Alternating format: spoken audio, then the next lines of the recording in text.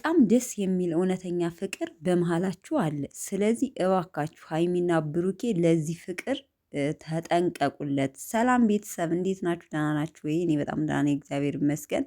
ባላችሁበት ሰላማችሁ ብዝት ይበል ቤተሰቦች ማለት ነው። ሰሞኑን አልተመቸኝም ነበር፣ ጥፍት ብያለሁ።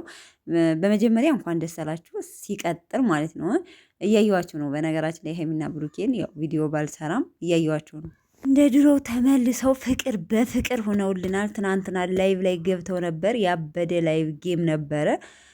በሀይሚ ቤት ነው እውነት ለመናገር የገቡትና በጣም ደስ ብሎኛል። ብዙ ጊዜ ያው በብሩኬ ቤት ነው የሚገቡትና በሀይሚ ቤት ገብተው ፏብትን ፍቅራቸውን እንደዚህ እንወዳችኋለን እያሉ በጣም ሲያስደስቱን ነበር። በዛውም ልክ ደግሞ ትናንት ላይ መግባታቸውን እንትን ብለው ብዙ ልጆች ኢንስታግራም ላይ ሼር እያደረጉ ያው ብሩኬ እንደምታዩት ሼር እያደረገው ነው ማለት ነው። እና ብዙ እህቶች እባካችሁ አደራችሁን በመሀል ሴት አታስገቡብን፣ በመሀል አትጣሉብን፣ በቃ ማንንም ሰው አታስገቡብን።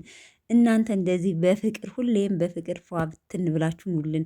ስለዚህ በመሀላችሁ በጣም ደስ የሚል ፍቅር አለና ይህንን ፍቅር ችላ አትበሉት፣ ዋጋ ስጡት እያሉ ብዙ ሰው ሼር አድርጎ ብሩኬም ሼር አድርጎታል ማለት ነው። እና እንግዲህ ይመቻችሁ።